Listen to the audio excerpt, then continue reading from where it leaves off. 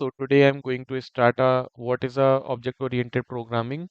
I hope you are following all the series of video which I've been making, basic to advanced Python learning tutorial.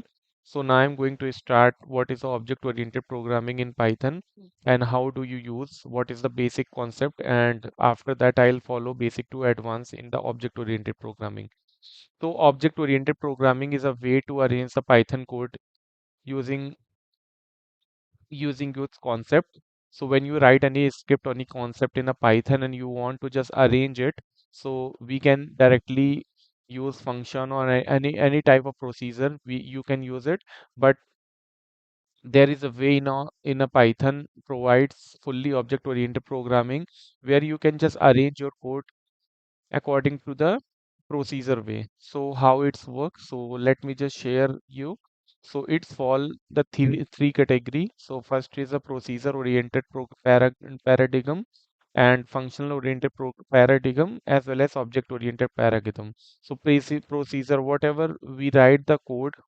So when I come into the procedure one, so let me just share you. So suppose whatever code you are writing line by line. Suppose you are writing line by line code, it's come under the procedure paradigm. So Python is a interpreter language.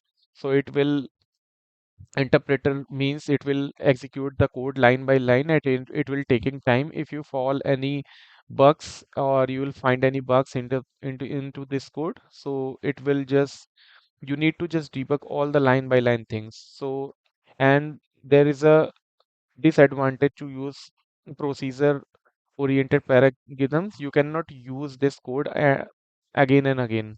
So after this it's come functional program paradigm. So functional program paradigms, when I say, so you make a one function, you'll write a function and that function you can just call again and again and you can use a object oriented paradigm. But in this uh, uh, function programming paradigm, you this is not a right way to again and again write a code and use it. So if you want to just import from other directory to in this, so it is very difficult to do this. So that's why it comes with object oriented paradigms. So let me just show you object oriented paradigms. So whatever OOPS concept follow, it's called the object oriented paradigm. Paradigm means you how you are arranging the code. So it's fall with the two things. One is class and second is a object. It should be not a capital. Class is a keyword which provides by the object oriented programming. So class. So class is a way you can just make any object class. So object means whatever you are seeing around the world is called the object. Suppose one mobile is an object and that class is comes with the uh, anything you can make the class. So whatever you see in the word is called the object and that object falls with any class. So in the Python everything is an object. So when I am going to just show you, suppose I am printing one number integer number and I am going to see the type of this integer number because we know in a Python everything is an object. So when I run this, you will see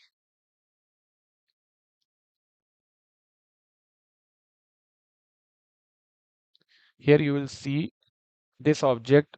This objects belong to int class. Means this object belong to int class. That's why it is a object oriented programming. So when I say the function, so I'm making the function of my func and in a my func in a my func I am just pass nothing and just calling this object of my func and I want to just see the type of this. and I'll run. That function belongs to the first one also run the code, and second one also this function belongs to the function class. So this is a already built-in class. So we there are two class, we can just user define and built-in class. So this whatever we see Python provides, like list, tuple, dictionary, or whatever function, so it's belong to built-in class. We can make a object-oriented programming with the using of class keyword as well as object. So that is called for user defined class, and we can define this with the using of class keyword. Class, then body start, and after that you can write your code. So this is a way you can just go with the object oriented programming. I hope you understood the concept. Thank you so much.